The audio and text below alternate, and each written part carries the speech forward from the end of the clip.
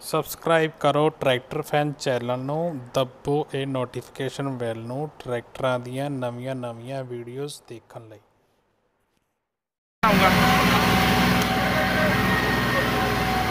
ਆ ਸਾਡਾ ਡੈਮੋਸਟ੍ਰੇਟਰ ਆ ਜੀ ਕੰਪਨੀ ਦਾ ਹਰਪ੍ਰੀਤ ਸਿੰਘ ਹੁਸ਼ਿਆਰਪੁਰ ਵਾਲਾ। ਪਲਾਓ ਦੇ ਉੱਤੇ ਚੜ ਕੇ ਖੜਾ ਹੋ ਗਿਆ, ਪਲਾਓ ਦੇ ਉੱਤੇ ਹੀ। ਆ ਦੂਜਾ ਵੀ ਆ ਗਿਆ ਬਾਈ ਸਾਡਾ ਗਿੱਲ ਅੰਮ੍ਰਿਤਸਰ ਤੋਂ। ਇਹ ਬਿਨਾਂ ਡਰਾਈਵਰ ਤੋਂ ਚੱਲਦਾ ਜੀ, ਬਿਨਾਂ ਡਰਾਈਵਰ ਤੋਂ। ਉਹ ਹੋਲੈਂਡ ਵਾਲਿਆਂ ਦੀ ਧੂਤੀ ਬੰਦ ਹੋ ਗਈ ਪਰੇ ਉਹਦੇ ਜੀ।